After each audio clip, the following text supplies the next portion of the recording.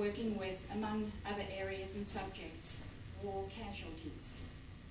In 1953, she became a senior investigator at Walter Reed Army Institute in Washington, D.C., and also served as an associate professor of clinical psychology at the Albert Einstein College of Medicine in New York. She was also a consultant at West Point at the United States Air Force Stress and Fatigue Laboratory at Wright-Patterson Air Force Base. By 1958, Dr. Singer was a special consultant for the Institute of Mental Health in Bethesda, Maryland, and a lecturer in the psychology department at UC Berkeley. From there and into the 1970s, she served in various positions such as clinical professor at the Department of Psychiatry at the University of Rochester School of Medicine in New York, as research director of a project involving schizophrenics and their families at Wright Institute, and that was in Berkeley, California. During that time, she also served as professor in residence at the Department of Psychiatry at the University of California in San Francisco. And she also, during that period of time, served as adjunct professor at the California School of Professional Psychology, Saybrook Institute, California Graduate School of Marital and Family Therapy. In 1986, she became the adjunct professor at the Department of Psychology at Berkeley, at the University of California at Berkeley. And from 1991 to the present, Dr. Singer holds the position of Emerita Adjunct Professor at the Department of Psychology, University of California at Berkeley. Her professional interests have spanned a really wide range, and they are intense influence, cults, brainwashing, thought reform, coercive persuasion, false memories, forensic consultation, and hypnosis. She has 120 articles and peer-reviewed publications. She also has 13 awards, and we don't have time, unfortunately, to go through all of them. She has served on 11 editorial boards and is a member of 15 societies, boards, and associations. She is the author of 5 books, of which 2 are now available in foreign languages. And those are Cults in Our Midst, which has been translated into Spanish, Japanese, German, French, and Korean, and Crazy Therapies, which is available in French. And Dr. Lewis Jolian West served from 1942 to 1946 in the United States Army. He started his training in medicine in 1945 at the University of Minnesota School of Medicine. After graduation in 1948, he interned in straight medicine at the University of Minnesota and also started an 8-year service in the United States Air Force.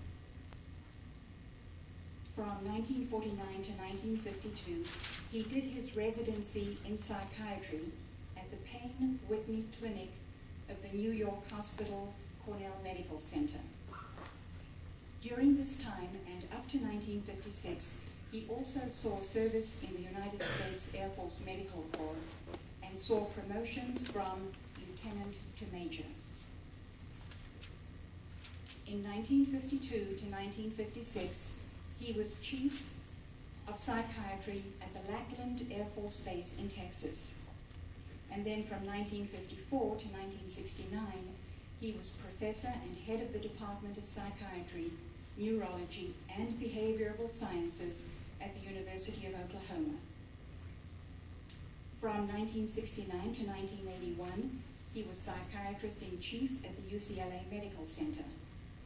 And from 1969 up to the present, he holds the following positions: Professor of Psychiatry at the UCLA School of Medicine, Chairman of the Department of Psychiatric and Biobehavioral Sciences at the UCLA School of Medicine, director of the UCLA Neuropsychiatric Institute.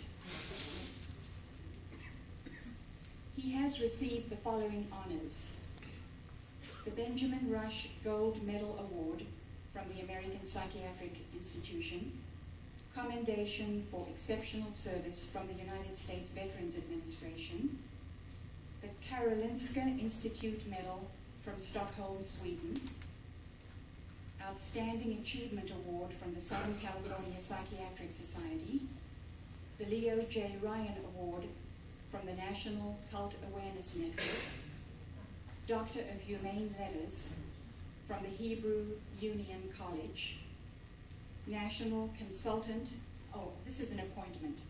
Let me start that one again. A national and international appointments. One of these was National Consultant in Psychiatry to the Surgeon General, United States Air Force.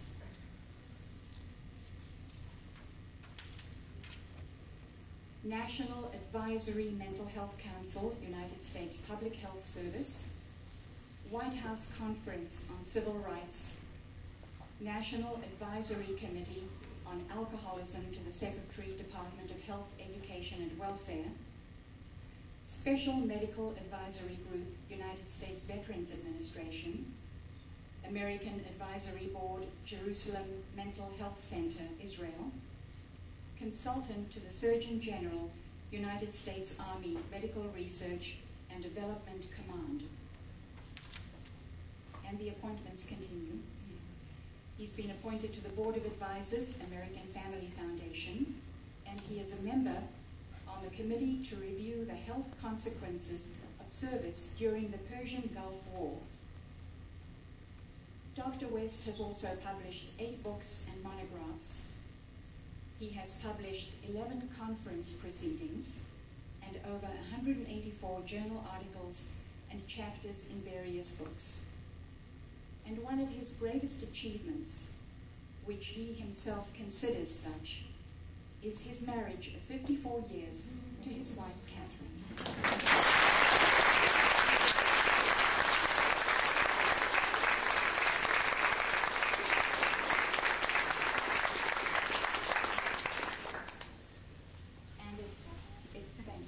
It's a great pleasure now for me to turn the evening over to Dr. Singer and to Dr. West for an evening with Dr. Singer and Dr. West. I remember correctly, we first met during the Korean War when you were with the Air Force and I was working as a civilian for the Army at Washington, D.C. Why don't you fill us in on things you'd like to talk about? Because tonight we're going to be talking about 50 years of studying intense indoctrination, influence, coercive persuasion, thought reform, and things that you're all interested in. It's really 100 years, 50 for you and 50 for me.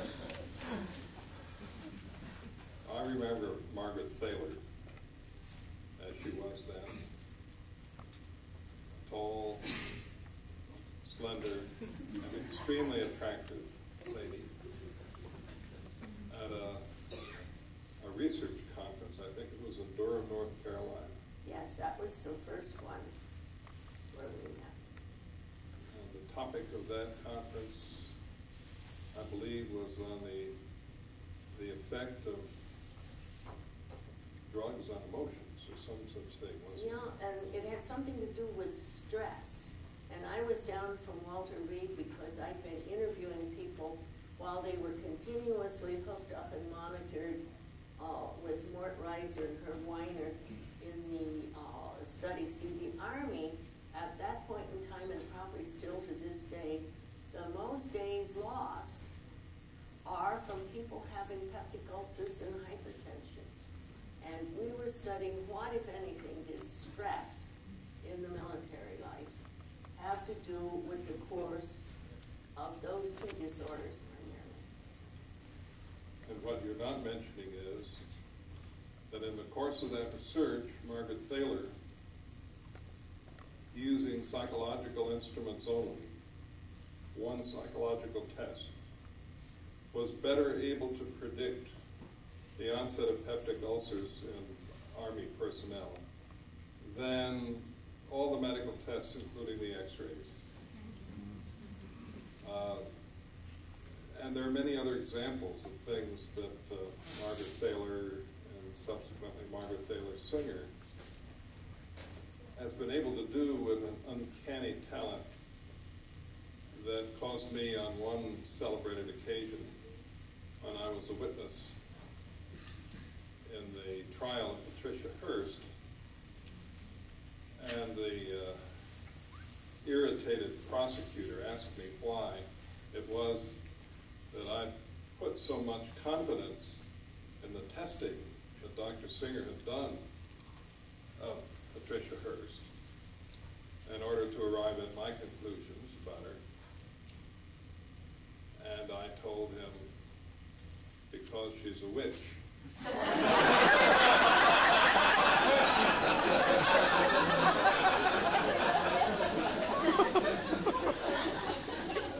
And Sherlock Holmes said, if you rule out the impossible, the improbable is all that's left. She doesn't look like one, but you can't tell. Dr. Singer's amazing talent has won her admiration not only in some of the things that were mentioned in the introduction, such as her work with schizophrenics and their families, but in the field of linguistics. It's quite remarkable some of the things that she's been able to unravel. I remember when we were listening to the tapes that Patricia Hearst had made obviously under duress. Didn't sound like her at all. It wasn't her language from anything that she'd ever written or said before. But the government was claiming that these were her new opinions since she had become a member of the Symbionese Liberation Army. And there was one particular tape in which she's spouting this Marxist dogma. And Margaret said, that sounds vaguely familiar to me. I'm going to find out where it really came from. And so it turned out that this passage, which the government was attributing to Patricia Hearst as part of her heartfelt belief that she had suddenly discovered in Marxism, was actually taken verbatim from the writings of Joseph Stalin. So I know in the course of some trials at law in which Margaret's been called, or people have attempted to call her as a witness, on one occasion it was suggested that the work she's done had no scientific merit or was not generally accepted by the scientific community. Not only is that not true, and Dr. Singer is obviously virtually revered by the scientific community for her work in many related fields. But the amazing thing about her is that, at least I get the feeling, you ain't seen nothing yet. I'm only 76 going on 77. I'm much older, I think, than Jolyon. I'll be 75 in October. I'm a kid. I use.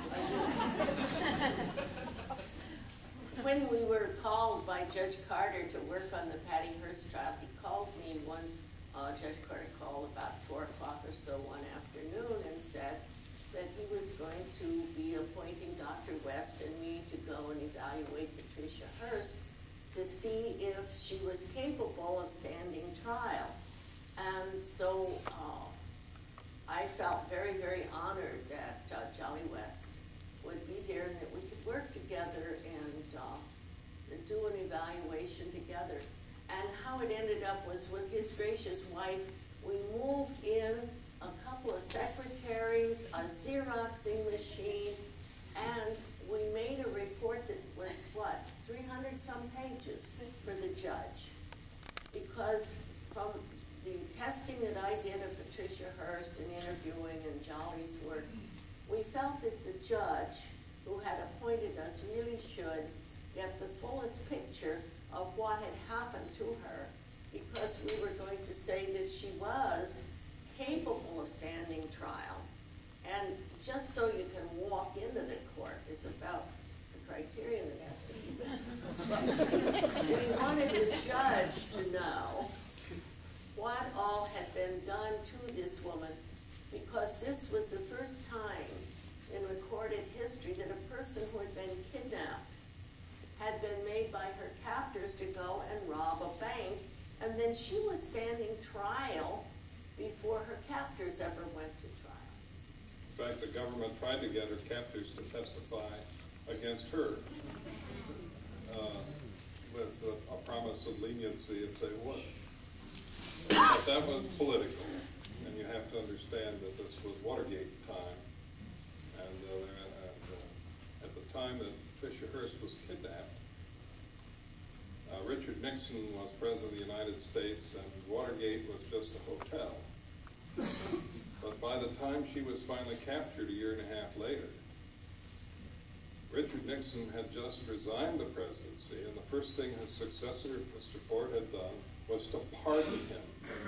And now the next most prominent name in the American media, Patricia Hearst, was captured.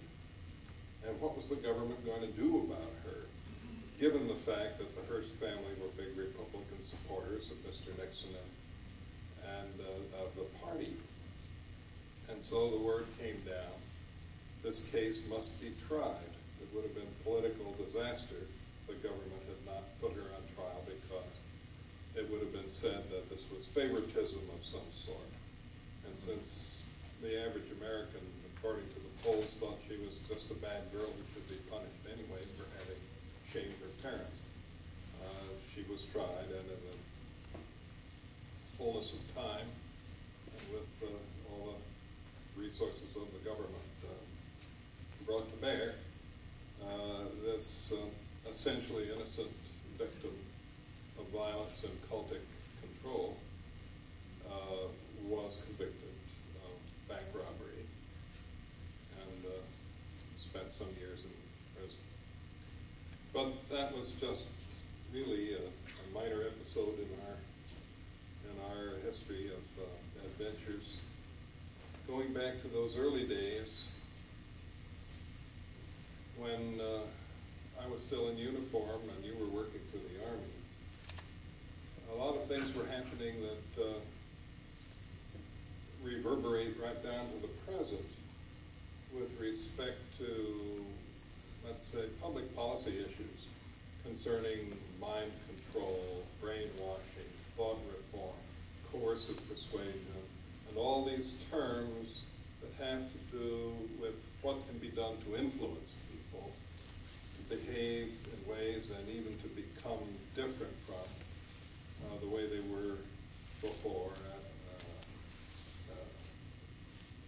sometimes inexplicably. So they become like a different person. Their family can't understand why. The church can't understand why. A man like Cardinal Mindszenty, who was in 1948 transformed from a hero of the church to, in a show trial in Hungary, to an apparent confessor of various crimes, including that he worked for the American CIA. That was even before I was supposed to have done that. I did about as much for them as Cardinal Mindszenty did.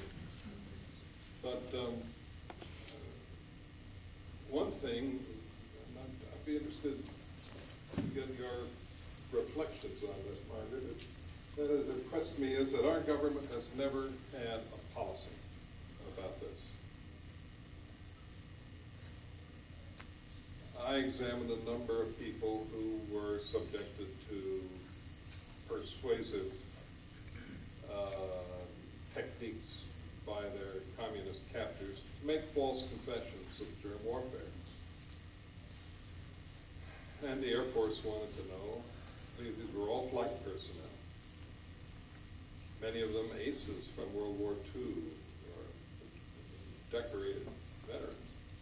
What had been done to them to make them do that? It was really treason what they did. Was it Chinese water tortures? Was it Russian Pavlovian conditioning on loan? Was it hypnotism a la Dr. Fu Manchu? Was it some mysterious new drug like this lysergic acid diethylamide that we were just starting to hear about? Was it electrodes planted in their heads? They were just coming back when the prisoners were exchanged, and they had to be interviewed and examined and debriefed, and it had to be discovered what had been done to them. It was none of the above, really. It was a combination of psychological and physical forces, the most potent of which was probably sleep deprivation, which will produce a confused and delirious and eventual delusional state in anybody if you carry it out long enough. So the Air Force, on the basis of my reports, decided that they wouldn't take any punitive action against these men. They were victims. That was the Air Force. But the Navy had a flyer, one of the most distinguished, a Marine Corps pilot named Colonel Schwabel, who was no different from the others, and he had done what they had done. But the Navy court-martialed him and disgraced him and convicted him. Now here's the Air Force and the Navy fighting the same war and with completely different policies about how to deal with people who are subjected to coercive persuasion. And to the best of my knowledge, there has never yet been formulated a well-organized national policy about how to deal with this. President Eisenhower authorized a new code of behavior for the armed forces, which wasn't very good and had some syntactical problems too. But it didn't really specify what happens to you, or what the government's position should be if your behavior eventually isn't what they would prefer. And while some of us, Margaret for the Army and I for the Air Force, participated in formulating training programs to help people who might fall into enemy hands to cope with what they would face. Even those training programs had some difficulties of their own, because if you did a mock brainwashing procedure on a training exercise where everybody knew it was a game, it was an exercise, there were always a few people, and you couldn't predict who they would have been, who sort of snapped into the role as though it were real and might start giving away military secrets to training personnel who weren't even cleared to hear it. And that would have to be stopped. You can't begin to measure the potency of these forces. Somebody mentioned that, you last night mentioned Zimbardo. Yes. In some of his subsequent experiments. But I'm sure it would have been no surprise to Zimbardo to know what happened at Stead Air Force Base among the people who had to go through those procedures. Well, you know, something that has always fascinated me is how much resistance there is in the ordinary citizen's mind to thinking that influence and persuasion exist. Every day, we're impacted by the radio, the television. Something is always attempting to influence us through images, words, everything. And this history of time when Jolly and I were very active in studying coercive persuasion, thought reform, and really reviewing the history of how down through the centuries people had gone about persuading, tricking, and influencing each other. The era of the 1930s in Russia was important because the world saw the Russian purge trials, where people falsely confessed and falsely accused others. And this was world information that was spread about and available. And then seeing Cardinal Mindszenty falsely accuse and falsely confess. And then coming to see the era of people taking these techniques of packaged persuasion. There's nothing mysterious, there's nothing esoteric about what a thought reform program is. And Mao Zedong first started writing about a thought reform program in 1929 that he was going to put into place when he and his followers took over mainland China. And by reading all the material that had been translated that came from Mao's writings, from the training cadres that were used, that information on how a thought reform program was put into place in China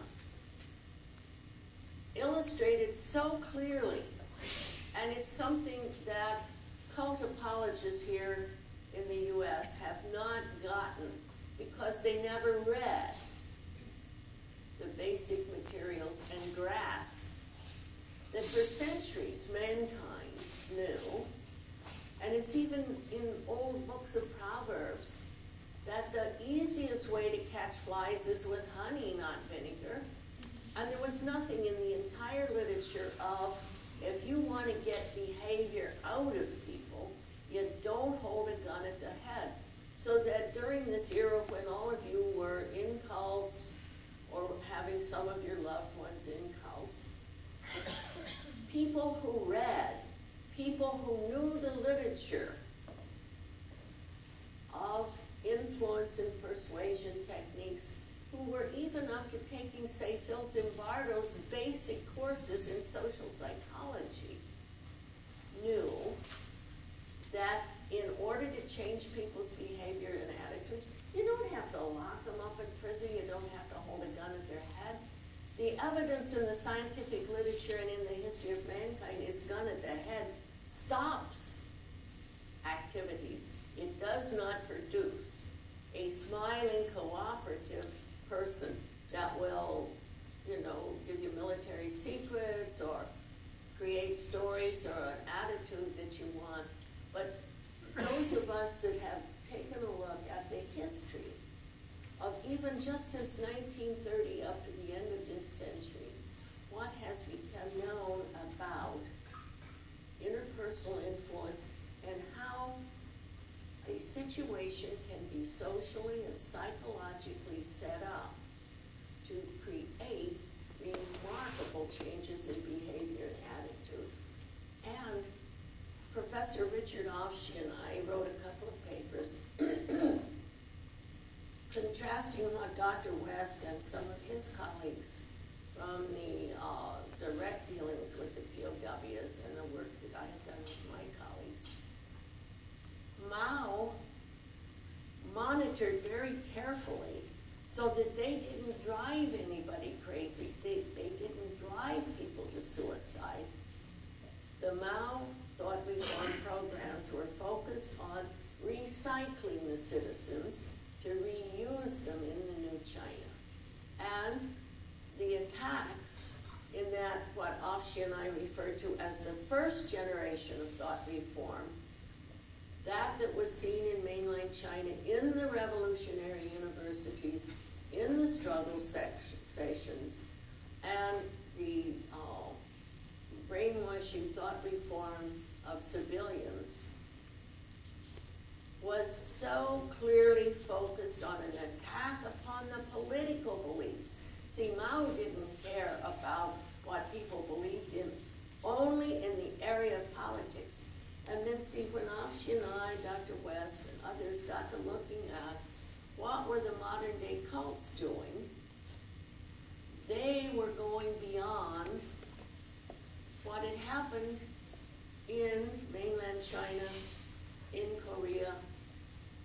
They were attacking, in the modern day cults, people's sense of self and sense of reality, which is so much more central and more destabilizing and produces far more casualties and damage than the old-fashioned, and I'm a good solid American type. I'm not saying Mao is a fine fellow, but at least he watched and monitored not to drive people to suicide, not to drive them into madness when he was recycling their attitudes. So I think that I would agree with Margaret. Mao Zedong was, in his day, a very brilliant man. In his writings, he made it clear that a relatively small group of dedicated Marxists could hardly expect to take over the largest population in the world with a tiny guerrilla force, unless the attitudes of the people would somehow permit it. He said, the people are the water in which the guerrillas must swim like fish. That water had to be of the kind that would support the fish.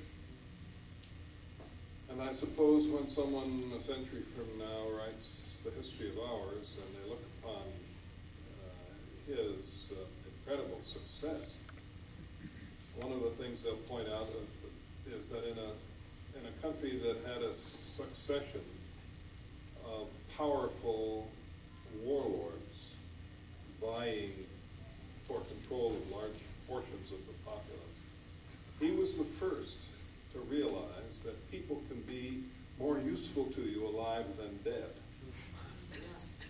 And when he would capture nationalist forces or occupy a town, instead of putting his captives to death, which they more or less expected and which everyone had always done, he formed them into these little groups, and they would meet and they would struggle, and he would have them told that China should be for the Chinese, and that all men are created equal, and that they should benefit from the fruits of their own labor, and a lot of other things that weren't that hard for anybody to believe. And after a while, they were told that now, if you come to believe this, you'll become one of us. That can work awfully well, and it certainly had worked well in the history of the past. In 100 years following the death of Muhammad, in the evolution of Islam, a tiny band of desert dwellers with a new religion concocted by their leader, or revealed to him if you prefer, and expressed by him in these writings, became transformed into, within 100 years, the largest empire in the history of the world, stretching from China to Central Europe, and from Middle Russia down to North Africa. Islam spread incredibly, and everybody became a Muslim. And how did that happen? Well, an important part of it was, let's say, coupling practicality with belief, was that every time there was a battle and the raiders would win, instead of killing their victims, they would say, become one of us and you will share in the spoils of this victory. And from now on, you'll be on our side. And they would say, what do we have to do to become a Muslim? And at that time, all they had to do was to say, there is no God but Allah, Muhammad is his prophet. They would say it, rise up a member of the new army. Mao Zedong knew his history, and it worked for Islam, and it worked for him. I mention that simply because Margaret pointed out a lot of this stuff isn't new, but some of it is. And some of the newest stuff, in a way, is, from the point of view of behavioral science, some of the most interesting. Because in looking at the cults that I've been following now for nearly 50 years, they've evolved and mutated, and new varieties and experiments have sprung up, taking advantage of the information age and of modern marketing techniques and the use of the legal systems in the different countries where they have been able to flourish, and the affluence of the target populations, and many other things have been calculated in to what is a multi-billion-dollar international growth industry. You have modern techniques of marketing and public relations and communications and the rest. You can create new models and new varieties. There's a big difference between cult A, cult B, and cult C, even though they all are making lots of money. Their messages are different, their recruiting techniques are different. There may be a few things that they have in common, some very important things, like the idealism of the recruits, which is quite a common factor, I think, among most of the cults that I know. Most of the people I know in cults who are members were and are still very idealistic people. And in that, it may be, and I'd like your reaction to this, because we were talking about it at supper, that may be the seeds of their destruction. Because when these people leave, and their pseudo-identities that have been impressed upon them as the requirement of cult membership, the demand characteristics of the cultic situation, crumbles away, and they struggle then for a new identity, which is really a recovery of the old brought up to date. Their character that made them good targets for cults, the idealistic quality, is still in them. And when I ask a young man earlier today who's been out for several years and has a successful business and is affluent and doesn't need to be doing what he's doing in trying to bring illumination about cultic depredations and in a sense to fight, to take sides in the cult wars. Why should he do it? Why should he bother? He's well out of it. It's because he's still the same idealist that made him target in the first place. And as he put it to me, and I can't tell you how much I admire this in him and many, many others that I've talked to who used to be cult members, how could I say nothing, knowing what I know? And that's why when the Scientologists picked it outside the NPI or something like that, I try to go out and chat with them and see who they are. They usually don't have much use for me. But that's then and now. It might be that a month from now or a year from now or 5 years from now, they feel differently. And I know that they are the kind of people I would like. And that when the time comes that I would welcome. And I do. And I think the fact that so many of such people are here is evidence that I'm right.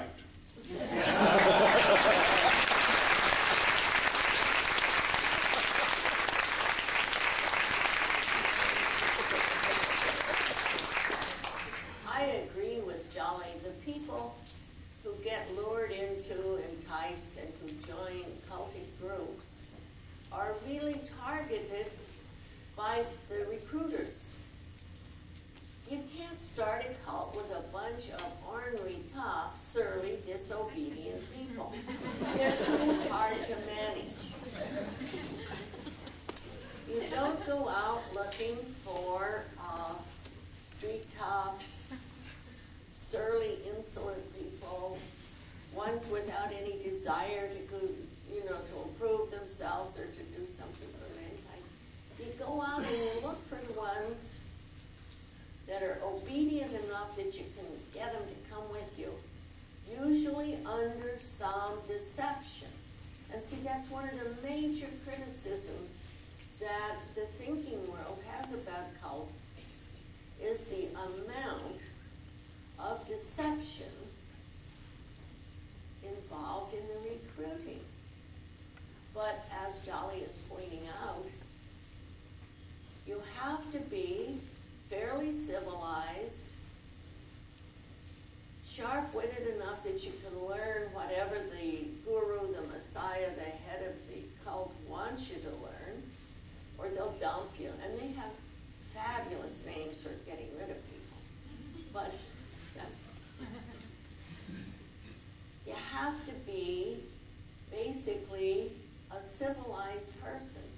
And then when you see the uncivilized conduct that gets built in by some groups, you come to realize that it took some powerful pressures, it took a lot of continuous fear to get those people who joined that were just pretty average folks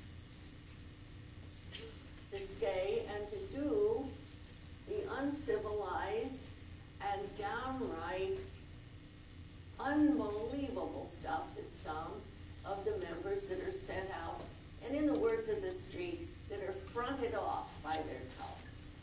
In the criminal world, someone that's being fronted off is the person that's being put out so that the cops, the sheriffs may shoot them or that they will get caught.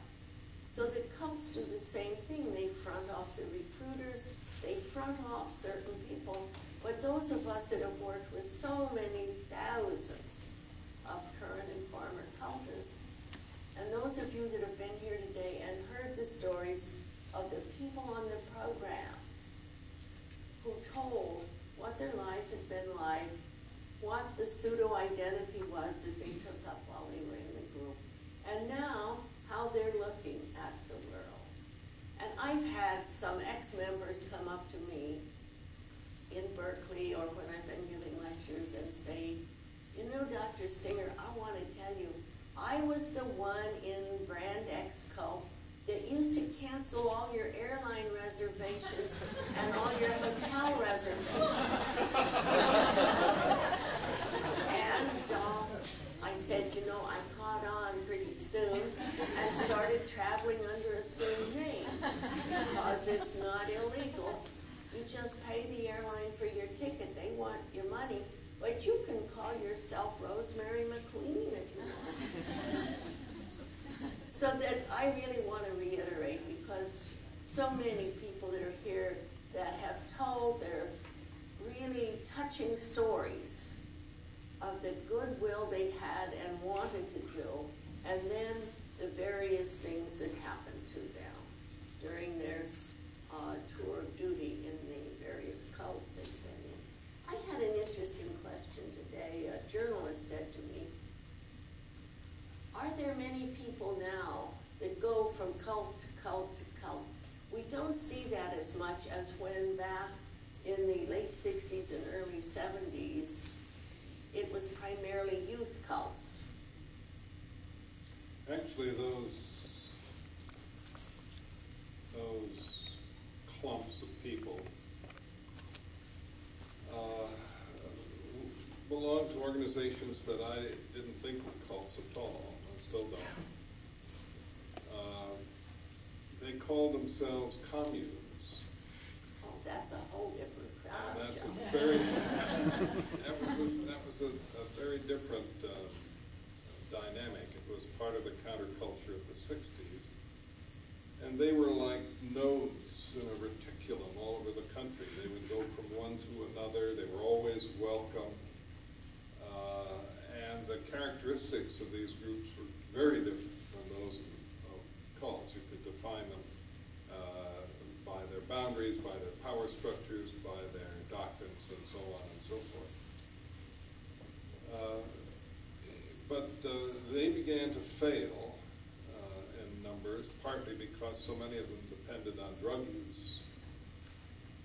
And while it might make it possible to resolve many conflicts by lighting up with marijuana whenever you feel angry, eventually that also impairs the ability to accomplish very much. And people find that they've gotten in the habit of eating, and they go to the next commune and they're doing the same thing, and a lot of those folks ended up stockbrokers and so forth 5-10 years later.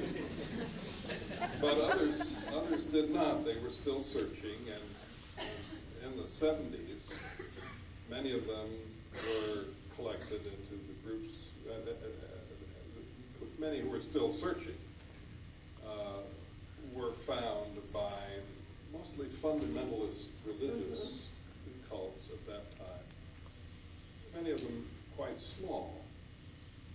There were a few organizations, of course, around that were already established that began to attract new members. And then you saw just a steady expansion of entrepreneurs who wanted to be rich and potent and have whatever they wanted, and could do it by manipulating and controlling other people. And according to where they came from and what resources they had, they would shape their groups as a consequence. During the months and maybe a year after Aum Shinrikyo members released the sarin gas in the Tokyo subway, I must have had 20 or 30 Japanese journalists and other media people come to visit me, all with the same question. What do you think, Professor, if you're 5,000 miles away, you're a big authority, you know. What do you think has been happening to the Japanese culture? What is happening to our society that would make it possible for these people, businessmen, bankers, college teachers, lawyers, doctors, respectable people, to follow this man, this Shoko Asahara, and become his vassals and do his bidding, people whose previous life had been decent and honorable and respectable. What in our national character has become corrupted in order to make this happen and make us vulnerable to it? And what I would tell them, I know, would be the same thing that you would tell them, and it's got nothing to do with Japan, busters. I said, Asahara is just Koresh spelled backwards.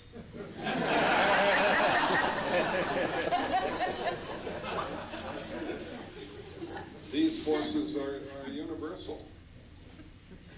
They stem ultimately from our nature as biosocial creatures who are born and develop in a certain way, and who,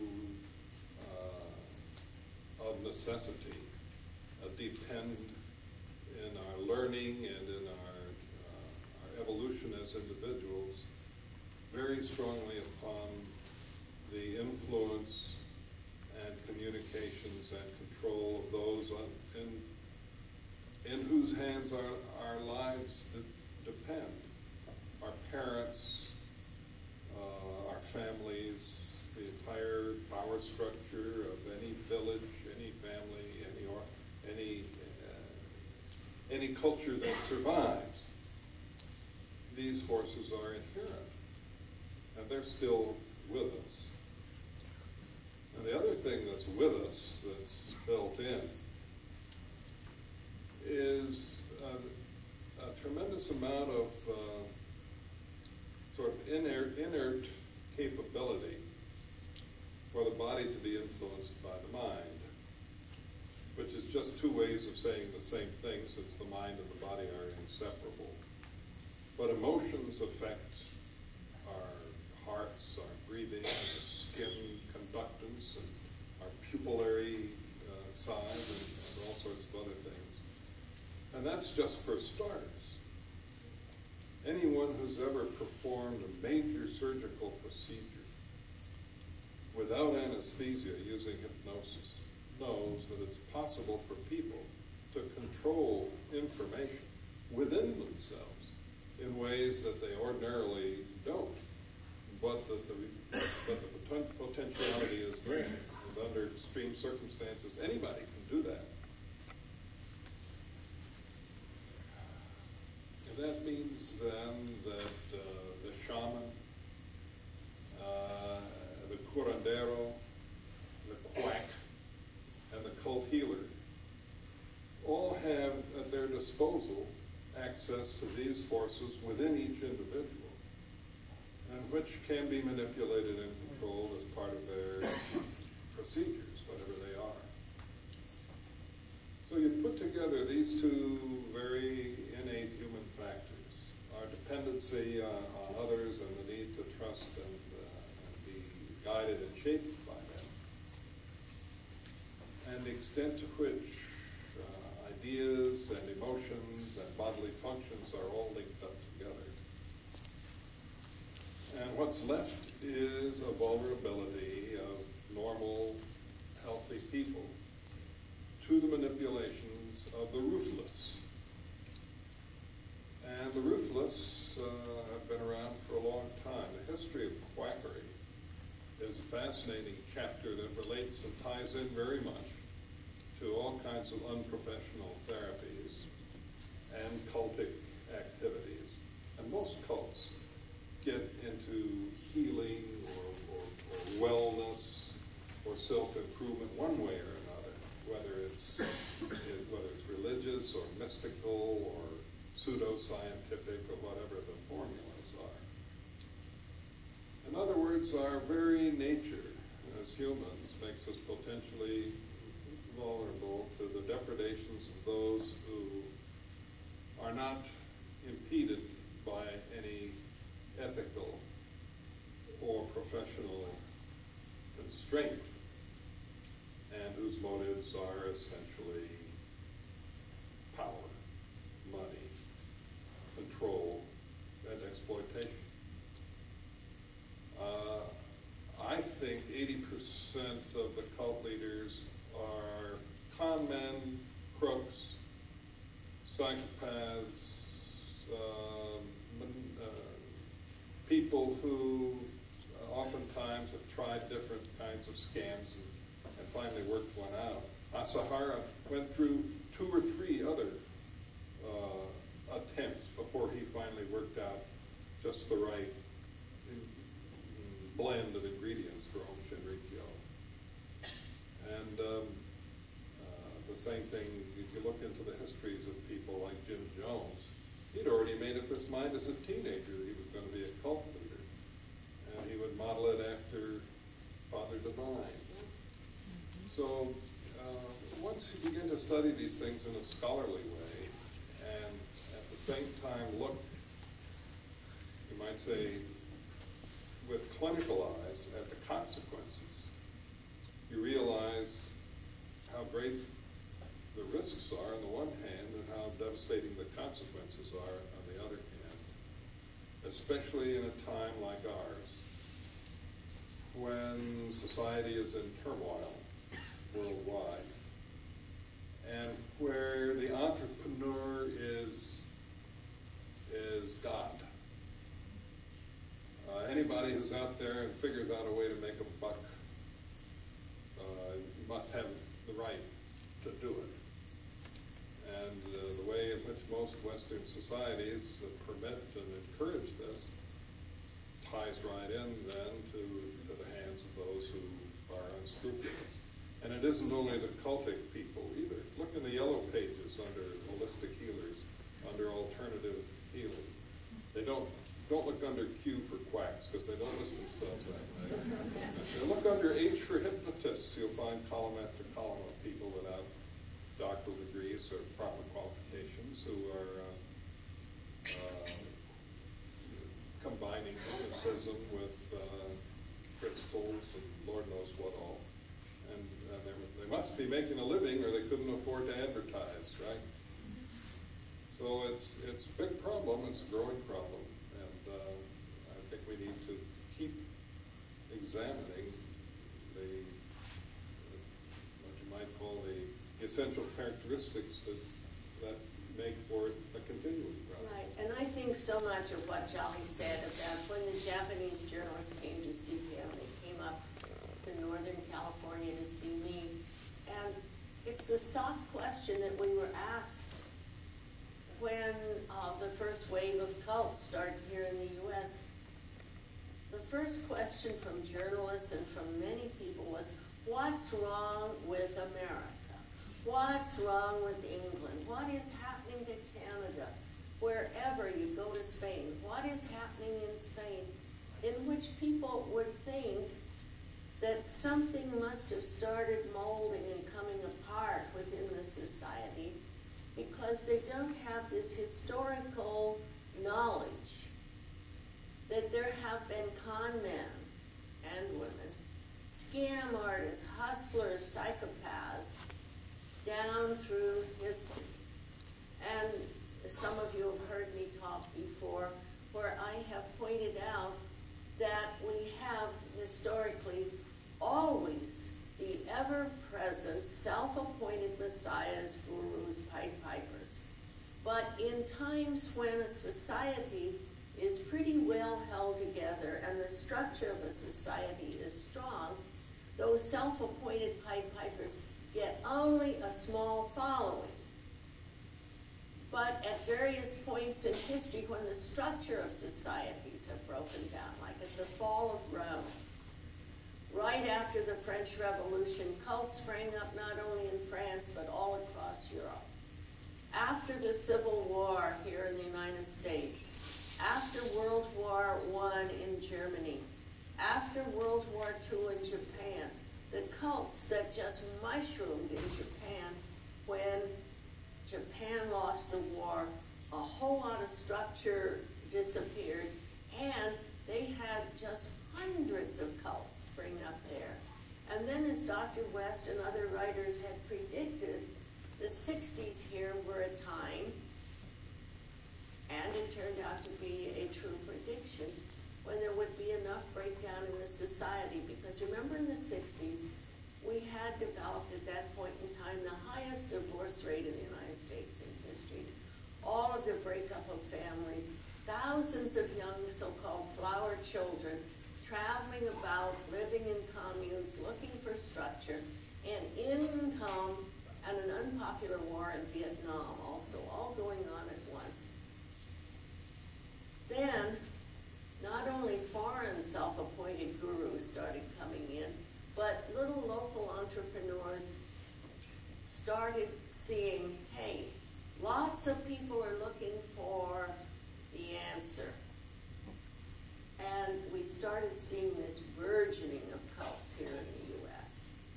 So that it wasn't that our society was molding, it was that certain structures changed just enough that it gave the hustlers and the con artists an opportunity.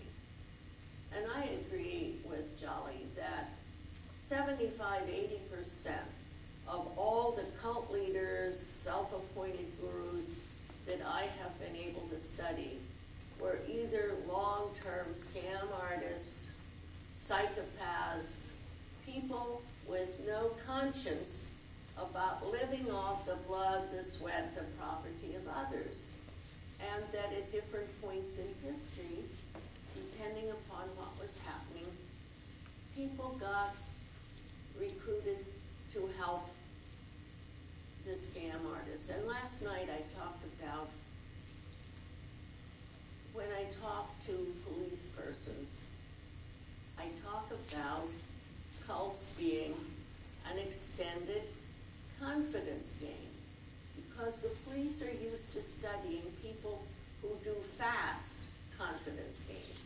And you see, the cult leader, the cult recruiter, gets your confidence, my confidence, just like the street hustlers do. They get our confidence, and then they use us for carrying out of their plan. And depending on whether you're in Brand X cult a month, a year, or what I'm seeing now, and I'm working with a lot of people that have been 20, 25 years in some of the larger cults, and they're coming out now, where they're emerging back into the world and having to face. And we all have to work with them so they don't go around. I try to keep people from blaming themselves of saying, there was a defect in me, otherwise I would have never joined Brand X cult. Help me figure out what's wrong. I might do it again. How could I have made such a self-defeating choice? And then I feel, a way of helping them, as many of you do that are in the exit counseling and the general cult information providing business, help people see they're learning now and profiting from what happened to them so that they can become full, free people once again and participate in the broader society, and not to go down the rest of the road of life thinking they were defective because they made a few bad mistakes. And often those mistakes were based on being tricked by someone winning their confidence and manipulating them. Yeah, there's a tendency to blame the victim, always. And the public, when they hear about some strange... Heaven's Gate. I'm going to come to that in a second. Okay. When they hear about some strange cult, like let's say Gabriel of Sedona, that some of you may have heard of, who's got a little following down there with a mishmash of teachings, an odd mystique. But the thing about Gabriel of Sedona is that in person, he's such a klutz. I mean, you wouldn't buy a used car from this guy. And here are people who are devoting their lives to him. The couple down in Houston, whose cult is an immortality. CB&J? Yeah. They rub wrists and it's supposedly going to change your DNA and you'll live forever. But if you're old or you have AIDS and you die, they say they joined too late. We did it right, but they joined too late. The thing is, when the public hears about these, they're exposed. They're on 60 Minutes or whatever it is. They say, anybody who gets mixed up with something like that deserves whatever happens to them. I mean, what kind of people would get into something like that, or go for a message like that, or follow a clown like that? This is the same kind of blaming the victim that happens when a young woman who's had to work late is going to the subway and gets mugged or sexually attacked. and her friends and family hear about it, and the first thing they said is, "What was she doing out there so late?" Not what kind of a person would do that to her. Now, part of this is a natural reaction of people who are not involved in something painful or disastrous to distance themselves from it. That's why women on juries are often easily manipulated by the people who are defending the rapist, because what the lawyers do is put the victim on trial and suggest that she brought it on herself, she agreed to it, and so on and so forth. And a respectable woman on the jury is likely to be thinking not in these words. Either she brought it on herself, or it could happen to anybody. If it could happen to anybody, it could happen to me, and that is very frightening.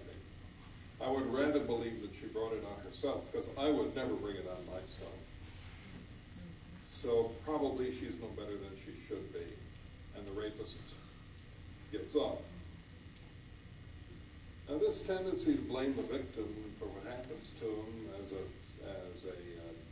defense of normal people from identifying themselves with victimhood is something that has to be overcome with education and understanding and explanation and the kind of conversations that we're having now. And I think it's important, too, that we realize that cults, like every other type of human organizations, are not static. They're groups of people, and they're constantly changing. Some groups that began as one thing end up as something else. There are cults that ended up as successful industries, like the Oneida colony or the Amana colony. And there are some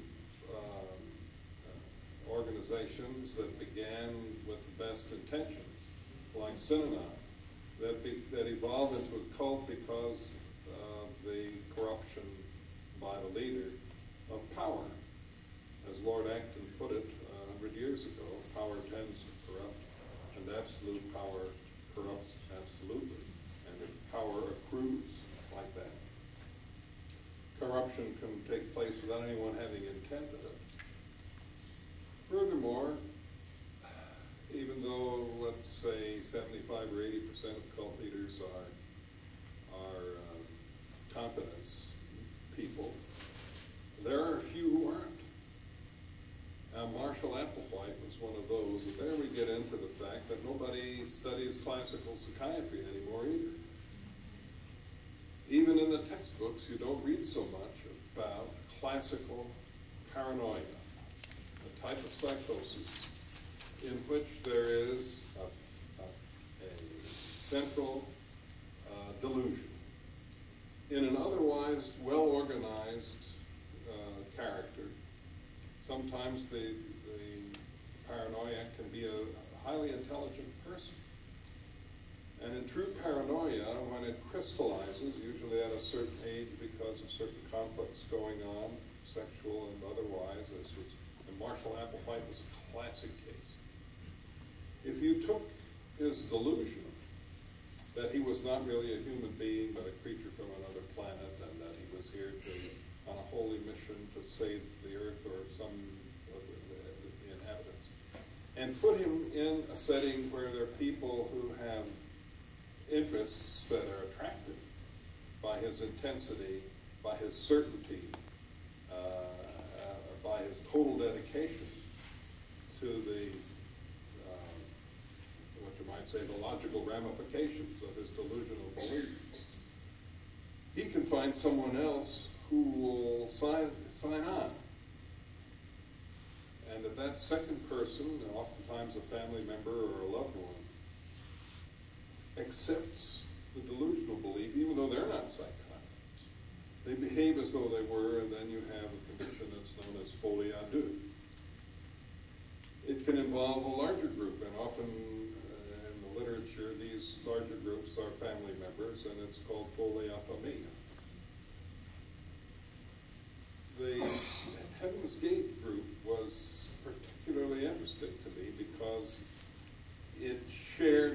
characteristics of a typical cult that had kind of developed by itself and were fully unfamiliar. And when you buy into that belief, it can lead you to the end of your life. It can lead you to murdering your children. Jim Jones, I don't think, was delusional. He was certainly aberrant, but he wasn't a paranoid. He was corrupted by power, and he had many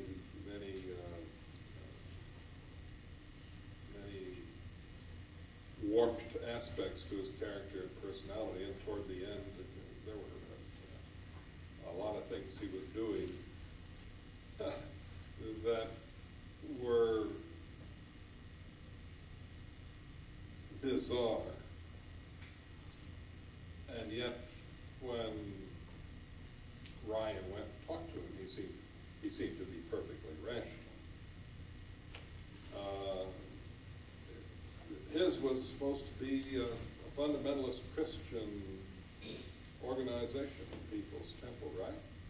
And lots of politicians and public figures in the Bay Area felt that he was a very valuable citizen, and his organization was doing all kinds of good things in the community. Many of them never understood why he felt he had to leave and all that. So what do you suppose he did with his money? He had squirreled away $6 million in gold bullion in the Guyana Bank at the time that he died. And he left a will. Who do you suppose he left it to? The American Civil Liberties Union? The National Council of Churches? Or some Christian charity? No. He left it to the government of the Soviet Union. The largest atheistic, godless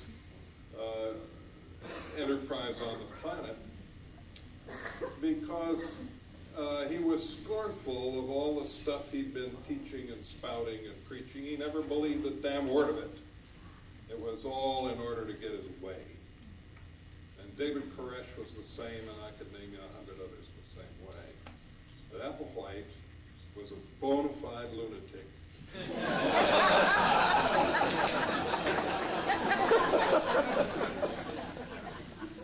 I first began hearing of Applewhite in 1978. Some of the people had left his group. And what you all saw on the TV of those tapes that they made at the end, he must have also had a tremendous skill of not blinking. Because I started hearing back in 1978 that he was believable as a space creature because he didn't blink like other people. It's those little odd habits sometimes that set a person aside. Well, there are just so many things. It's getting to be about 9:30, and I think they take back the electricity or something. So that if you have any questions, if you write them on cards, Ron Loomis, Mike Cropfeld will pick them up. Otherwise, Jolly and I will talk a bit. Pardon? We'll stick around. We'll stick around for a few minutes, but let the sensible folk go to bed. Right. But if you do have some questions, send them in on cards.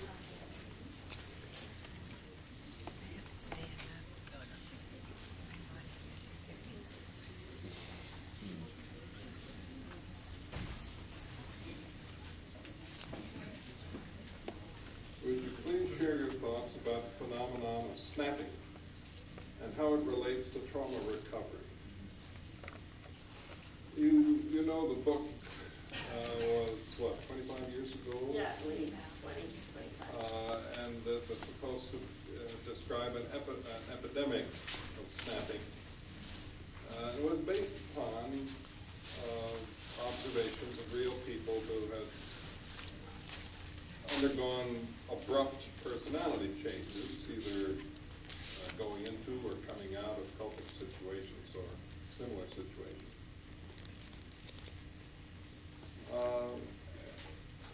When folks come out of captivity or any kind of situation in which they have changed and become like a different person, which was Cardinal Mazzenti's phrase about himself in his autobiography, and it's a phrase that Patty Hearst used too on the witness stand. She didn't know what had happened to her. She had in fact become like a different person named Pearl. What happens when this pseudo-identity that's been impressed upon the person who went into that situation, when the forces are relieved and they're out, and the old personality is sort of wanting to be reborn?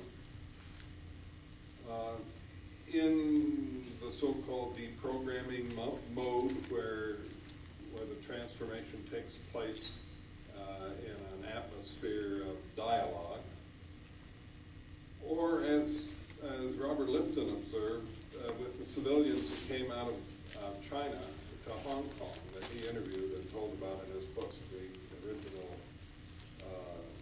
important work on thought reform and the psychology of totalism. He interviewed them, but he didn't try to change their mind about anything. He just wanted to find out what happened to them. But what he observed was that just getting out, being out, and being in a situation where they were, in a sense, free. They could read the papers, they could come and go, they could argue with him that Mao that Mao's beliefs were their beliefs, and they weren't going to give them up just because they'd been expelled from China and so on.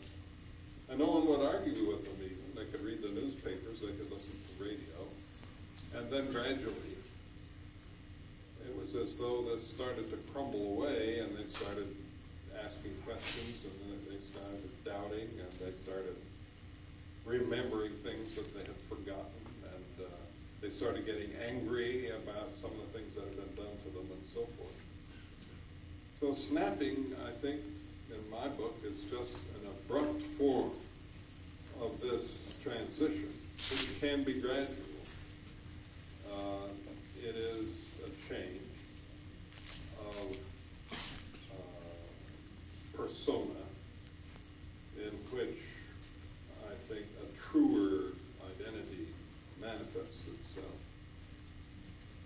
Yeah, I never did buy into the notion of snapping, because as I interviewed people who had been in cults, and as they began to once again exercise their own thinking, their own free will, there had been this build-up to them making that final decision to sneak out, to walk, to get away.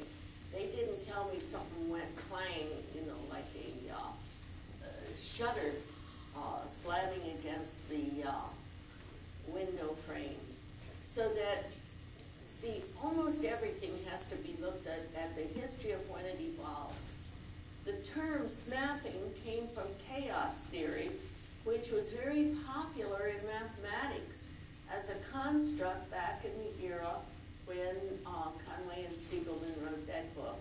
And they had interviewed Professor Hans Bremerman of the University of California, and he had explained the theory of chaos in a mathematical term and the snapping that went with the structure of the construct of that. So that I think that book served its purpose at the time, but that people tell a very different and much more understandable reawakening, rethinking, and not some bang that they have a new self or the old self turned back on.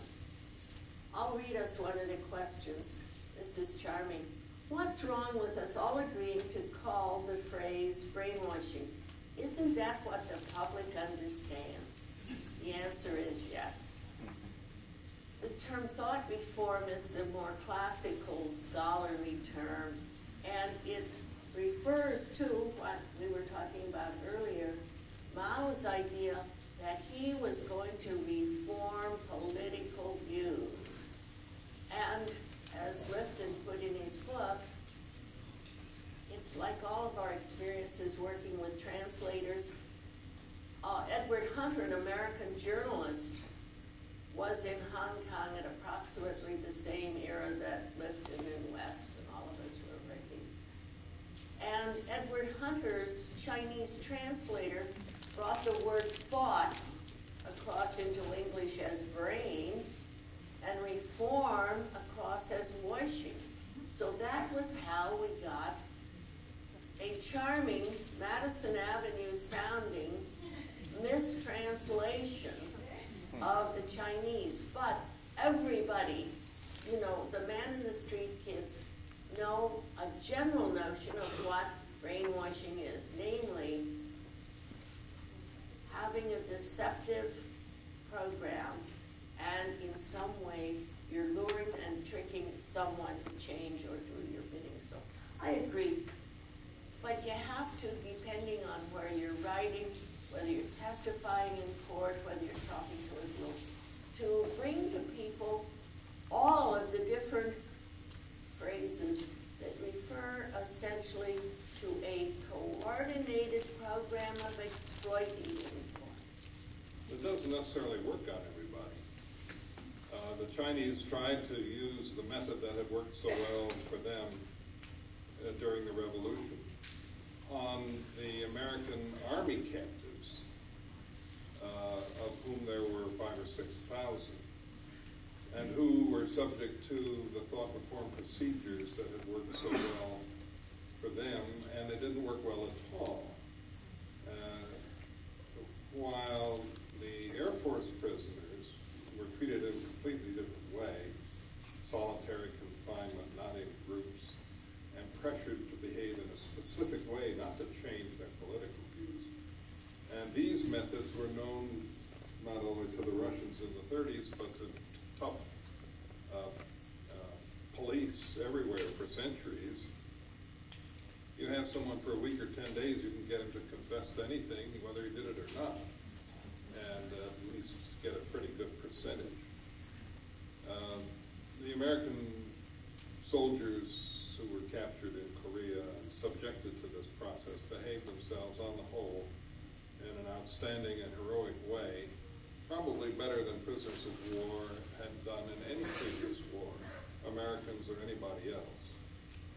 Now this question says, with the new millennium, do you expect a large expansion of cult activity? As we saw the millennium coming, let's say 15, 20 years ago, we said yes, and I think that's been true.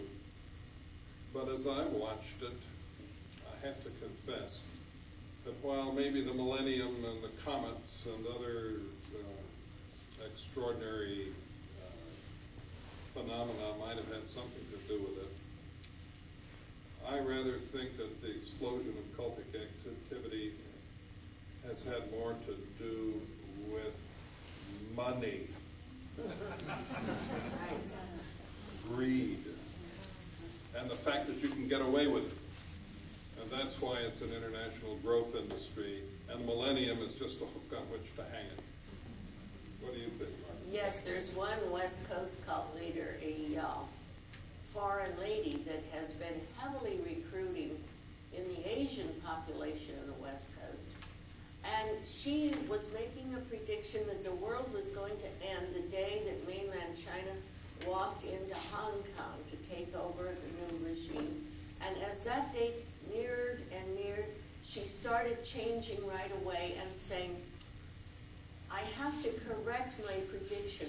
And she's now shifted it off to some few years after the year 2000.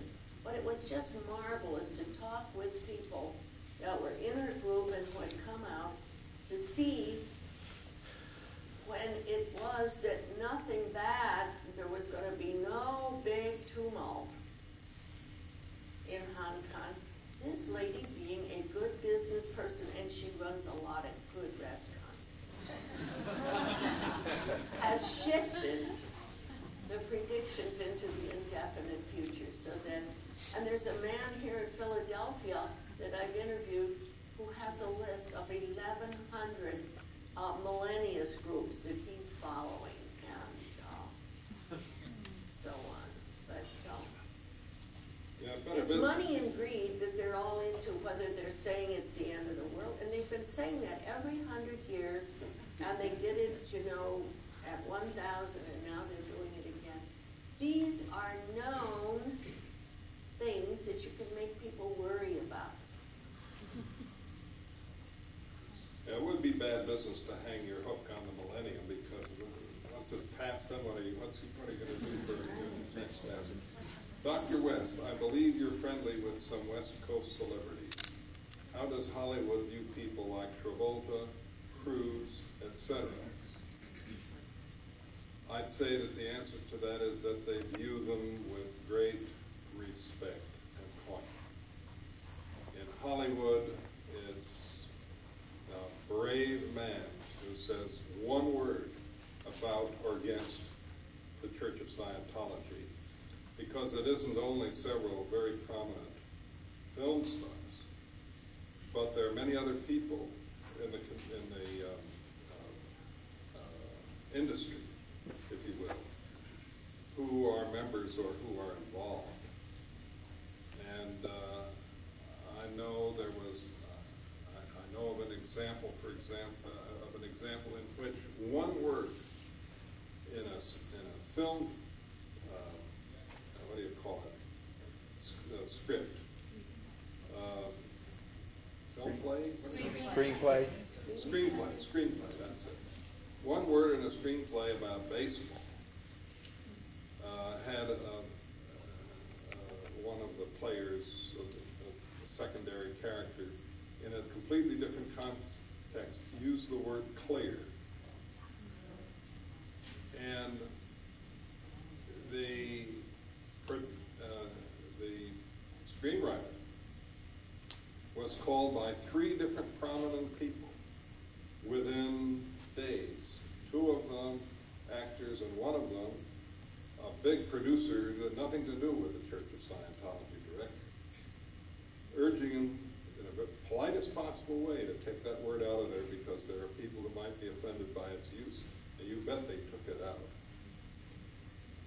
Nobody in Hollywood underestimates the power of the Church of Scientology, because they are totally dedicated to what they're doing, and they have a lot of money and a lot of influence, and should not be underestimated.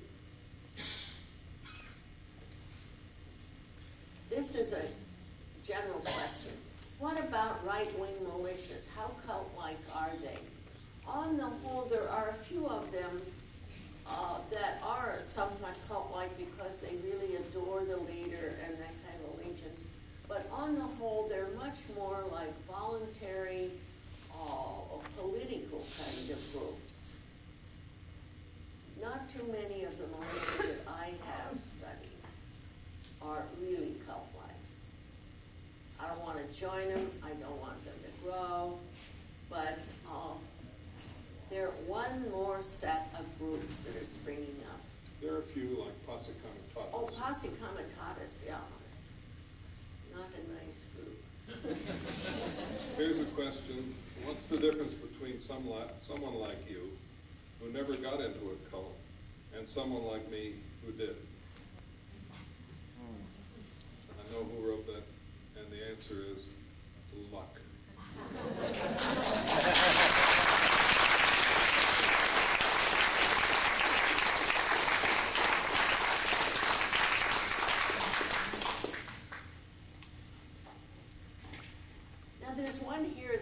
Up a topic that Dr. West and I have done a lot of looking at, and that is psychotherapy cults and aberrant therapist relationships. If you have any, do you have any suggestions on how to attempt to start a dialogue with an adult child under the influence of a psychiatrist who rejects all contact with family or friends. This is a phenomenon that has become quite malevolent and prominent the last few years, in which a number of just aberrant therapists and primarily very poorly trained therapists have carried forward a sort of mistaken notion that if you just find someone to blame, you'll get well. And you see, for a while, a lot of therapists thought, oh, you just blame your family. It all happened when you were little, and blame them. Well, that didn't get people well either. But back in the late 80s and very early 90s, a number of very aberrant therapists did really focus in on blaming dear old dad, claiming he was a Satanist, claiming he molested you, and good old mother just stood by and let it happen, and would get those clients or patients to break off from their families, and it would almost be like a cult of a few. And some of the larger groups, I don't know if the author is still here, but there was a woman here on Thursday who had written a book about the Center for Feeling Therapy, which truly was a psychotherapy cult in which some trained professionals got people to move into a compound. They got them to stop their careers. You can't imagine how really out of step and out of line. And I appeared on behalf of the Attorney General of the state of California when the licenses were taken from all of the psychologists, where I presented that what the psychologists had been doing was really running a brainwashing outfit, a thought reform outfit. But the judge looked like he really understood brainwashing faster. And I had written my report with the multiple phrases in it to the Attorney General's office. I think I talked with about 97 people who had been in that cult, and Dr. West was busy involved with interviewing others. But this phenomenon of anybody that misuses their power over another person needs to really be looked at by all of us. And we've had, from the late 80s up until very recent times, a small segment of the psychotherapy group. And most of them, as I would point out to you, were undertrained. And in California, we have a whole group of people who get a special California degree with 1 or 2 years of training. And we just had a raft of those cases. And the reason I wrote this book called Crazy Therapies was to call people's attention to 400 people I had interviewed who had gotten involved with one kind or another of a deviant therapist. And some of these therapists that have really kooky schemes are at the world's most prestigious university. Like there's a man of great renown before he got into saying that things that were wrong with people were because little space aliens had come in and molested them.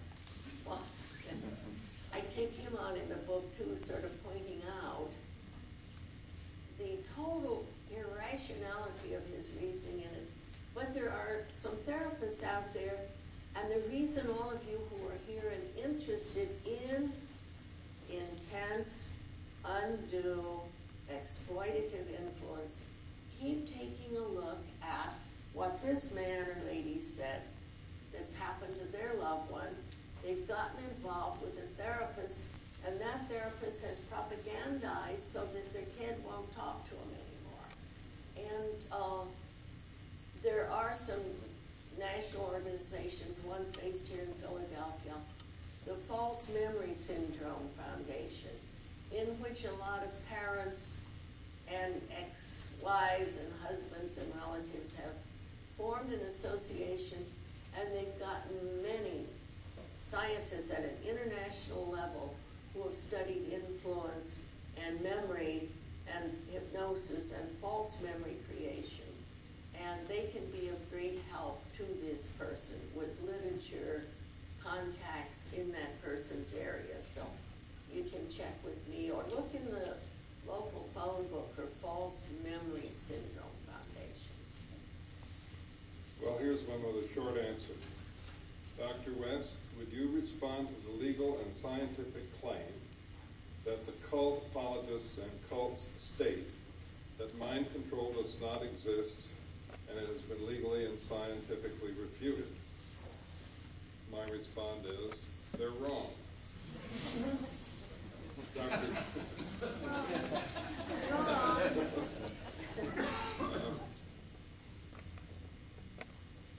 Okay. They are taking back the electricity. You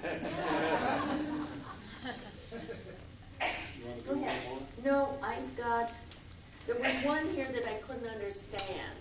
It was something about a civil society and capitalism and so on. If that person catches me, I will try to answer the question, but I don't understand it. What is the life expectancy of cults when they carry on the scam too long? Do cults go through cyclic changes themselves? There was a study of utopian societies in California over a period of 100 years, from 1850 to 1950. And they were divided into two groups. They had some cultic characteristics, most of them. The two groups were secular and religious. The average life of the secular cults was 10 years, and of the religious ones, 20 years. Therefore, if you're starting a cult and it's secular and you want it to last longer, you change it to a religion, and who knows how long it will go on. As for the other part, do cults go through cyclic changes themselves? The answer is all organizations go through changes, and not necessarily cyclic, but they are